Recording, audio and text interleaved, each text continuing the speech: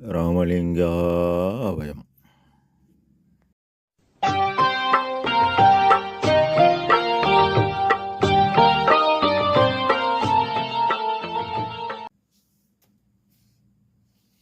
அருட்பெரும் ஜோதி அருட்பெரும் ஜோதி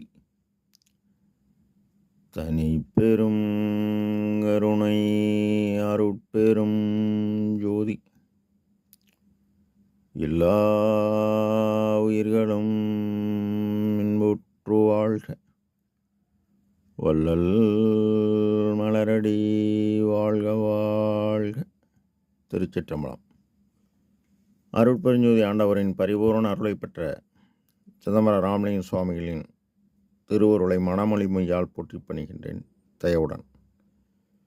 நாம் செய்த செயலின் விளைவாக இன்ப துன்ப அனுபவங்கள் யாவும் வந்து கொண்டே உள்ளது. அவ்வாறு வருகின்ற துன்பம் யாவும் பொறுத்து எல்லா உயிரும் இன்பமாக வாழ எண்ணி நாம் செயல்பட்டாலே நமக்கு ஆன்ம லாபம் கூடும். நம் பெருமான் அடிமை பேர் என்ற தலைப்பில்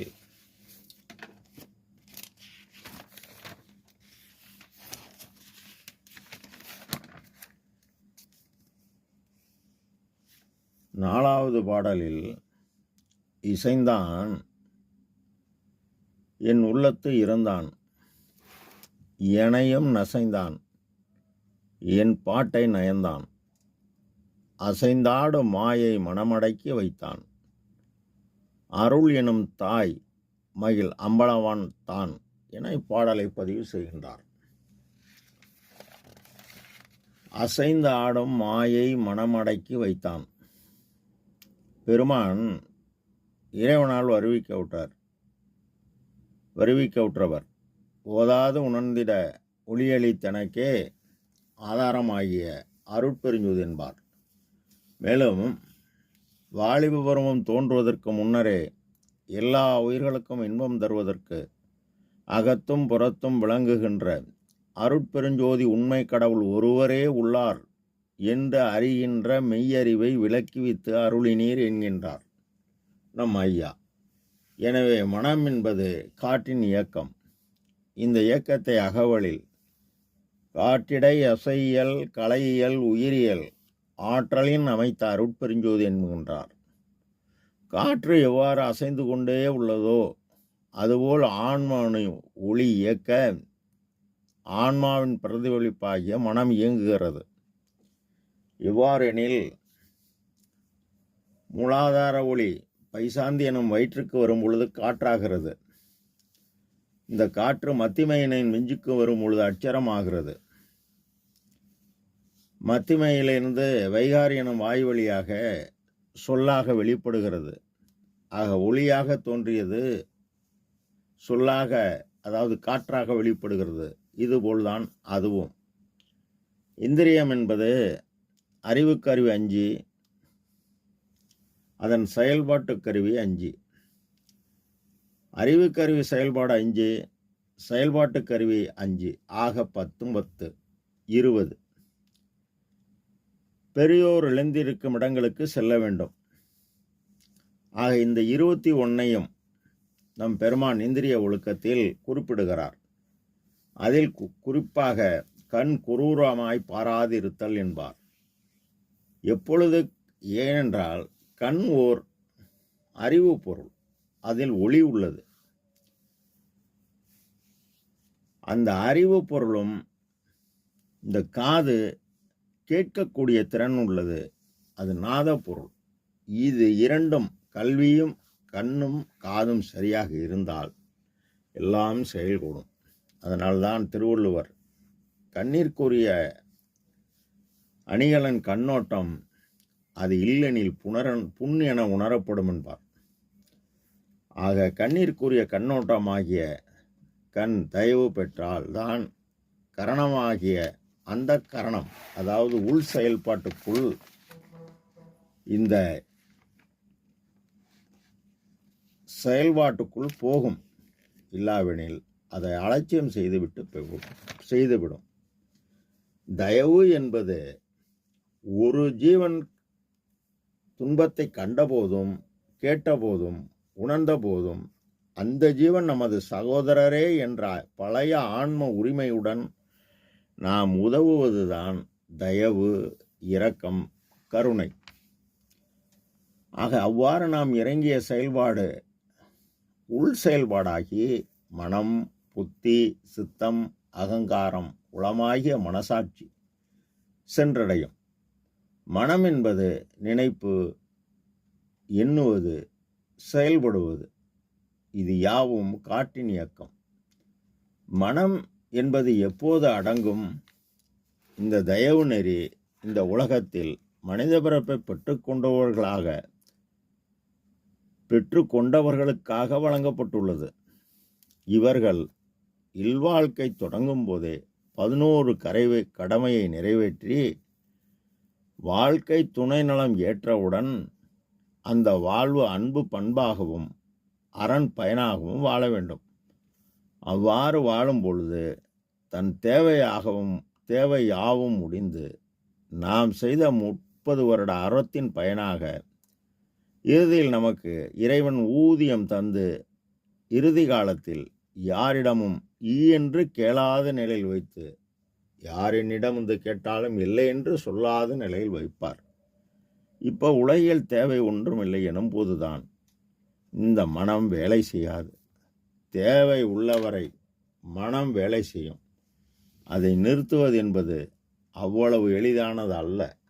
அதனால்தான் நம் குருநாதன் எண்ணம் என்பது 80 கோடி, அது நிமிடமும் நினைக்கும் தொழிலை மறக்கவில்லை என்கின்றார். மனதை அடக்க பெருமான் புறத்தில் ஜீவகாருண்ய ஒழுக்கமே கடவுள் வழிபாடாக்கி தினசரி செய்து நம் நினைவை இமைப்பொழுதும் என் நெஞ்சில் நீங்காதானாக உள்ள இறைவனை புருவ மத்தியில் மனதை நிறுத்த வேண்டும். இதை நிறுத்த முதலில் நாம் தீப விளக்கம் தேகநஷ்டம் அறிந்து தீப முன்னிலையில் உள்ள சிற்சபையில் விளங்குகின்ற தெய்வத்தை அறிய முயற்சி செய்ய வேண்டும். அவ்வாறு அறிய ஆன்ம அறிவை கொண்டே அறிய வேண்டும். ஆன்ம அறிவு நமது முதற்சாதனமாகிய கருணை. எங்கே கருணை இயற்கையில் உள்ளதோ யாரே எனினும் இறங்குகின்றாருக்கு தினசரி உயிர்கருணை செய்யத்தான் மனம் அடங்கும். இரண்டாவது சாதனம், நம் அறிவு பேரறிவுடன் தொடர்பு கொள்ள வேண்டும். மாயை என்பது தோன்றுதலும் மறைதலும் உடைய நிலையற்ற தன்மையுடையவை யாவும் மாயை.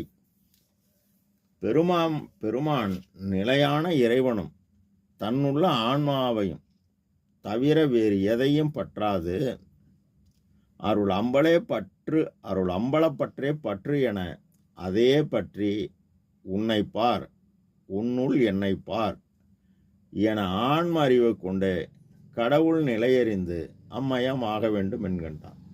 காரணம், ஆன்மாவும் இறைவனும் நிலையான பொருள். மற்ற பொருள்கள் யாவும் அழியும். அருள் எனும் தாய் என்கின்றார். அருள் என்பது கடவுளின் பெரும் தயவு. அந்த தயவை ஜீவகாருண்யம் எனும் பரோபகார செயலை மனதில் எண்ணி செயல்பாடாக்கினார். செயல்பாடு காற்றின் இயக்கம். சக்திதான் தனி சிவம் எனும் அருளுடன் கூடும். இசைந்தான். இசை என்பது சா ரி க ம ப த நீ. இந்த 7 அச்சரம் கூடும்போது இசை வெளியாகிறது. இது இன்பம் அளிக்கிறது. அதுபோல் உயிரை பற்றிய துன்பம், பசி, தாகம், பிணி, இச்சை, எளிமை, பயம், கொலை, இந்த 7 துன்பங்களை நம்மால் எதனை நம் தரத்துக்கு தக்கவாறு நாம் நீக்க உடலை பற்றிய காமம், கோபம், மோகம், லோபம், மதம், மாச்சரியம், கொலை நம்மை விட்டு நீங்கி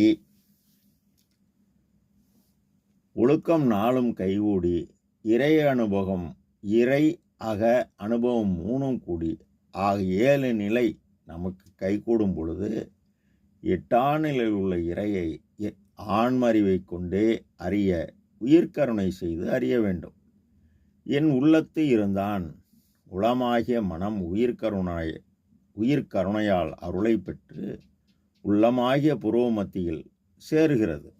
இதனை அகவலில் சபையனது உளமென தானம் அமர்ந்து எனக்கு அபயம் அளித்ததோர் அருட்பெருஞ்சோதி என்கின்றார். எனையும் நசைந்தான், என்னை விரும்பினான், அவனுடைய அன்பு அவர் இருப்பிடமாகிய நமது புருவ மத்தியில் அக்கம்பக்கம் பாராது, மற்ற தெய்வங்களை பின்பற்றாது, தன்னுள் உள்ள தலைவனை காண அந்த இடத்தில் அன்பு வைத்து புறத்தில் ஜீவகாரண்யம் செய்து இவர் பாடுபட இவருடைய அன்பெனும் பிடியுள் அவர் அகப்பட்டு விட்டார். என் பாட்டை நயந்தான். நயனம் என்பது கண். நயனம் என்பது கண். கண்ணில் உள்ளது ஒளி. நயர் என்பது அறிவுடையார். இவர் ஆன்மறிவை கொண்டே பாடுகிறார். ஆன்மறிவு என்பது கடவுள் அறிவு பெற்று பாடும்போது நான் உரைக்கும் வார்த்தையெல்லாம் நாயகன் சொல் வார்த்தையன்றி நான் உரைக்கும் வார்த்தை என்று நாட்டீர். நான் ஏன் உரைப்பேன்? நான் ஆர்? எனக்கென ஒரு ஞான உணர்வேது சிவம் ஊன்னாடி நில்லா ஒளி என்று கூறி நான் உரைக்கும் வார்த்தையெல்லாம் நாயகன் தன் வார்த்தை நம்புமினோன் அமரங்கால் நற்றருணம் இதுவே என கூறியும் குறித்து உரைக்கின்றேன். இதனை கேண்மின் இங்கே வம்மின் கோணும் மனக்குரங்காலை நாணுகின்ற உலகீர் வெறித்தவுமால் ஒரு பயனும் வேண்டுகிறேன். எனது மெய்யுரையை பொய்யுரையாய்வீர் நினையாதீர் என பெருமான் உலக மக்களுக்கு இந்த அறிவுறுத்தலை கூறி கடவுள் அறிவு பெற்று எழுதிய பாடல்களை இறைவன் நீயே என் பிள்ளை, இங்கு என் பாட்டில் குற்றம் ஒன்றும் ஆயோம் என்று அந்தோ அணிந்து கொண்டான். நாயேன் செய் புண்ணியம் இவ்வானீர் பூவியீர் மிக பெரிதால் என்னே எல்லாம் புரிகின்றான் என்கின்றார். மயில் அம்பளவான் தான் துன்பமெல்லாம் தீர்ந்தன சுகம் பளித்தது நினை சூழ்ந்த அருள் ஒளி நிறைந்தே சுத்த சன்மார்க்க நிலை அனுபவம் நினைக்கே சுதந்திரம் ஆனது உலகில் வன்பலாம் நீக்கி வழியலாம் ஆக்கி மை வாழ்வலாம் பெற்று மிகவும் மண்ணுயிரலாம் கழித்தட நினைத்தனை உந்தன் மன நினைப்பின்படிக்கே அன்பா நீ பெருக உளவாத நிழூழி விளையாடுக அருஜோதியாம் ஆட்சி தந்தோம் உனை கைவிடும் ஆணைனம் ஆணை என்றே இன்புற திருவாக்களித்து என்னுள்ளே கலந்து இசையுடன் இருந்த குருவே எல்லாம் செய்ய வல்ல சித்தாகி மணிமன்றில் இலங்கு நடராஜபதியே அப்பேற்பட்ட எல்லாம் செய்ய வல்லவராகிய எல்லாம் உடையவராகிய இறைவனை இப்பாடலில் போற்றுகின்றார். நாமும் காதலாகி கசிந்து கண்ணீர் மல்க நம் உள்ளத்திலும் இசைய வேண்டும், பாட்டு பாட வேண்டும், மனம் அடங்க வேண்டும், அருள் கூட வேண்டும் என்று விண்ணப்பம் செய்தவாறு புறத்தில் ஜீவகாரண்யமும் அகத்தில் மனதை புருவமத்தில் நிறுத்தியும் நாம் பாடுபடுகின்ற அளவுக்கு எல்லாம் செயல்கூடும். ராமலிங்காபயம். திருச்சிற்றம்பலம்.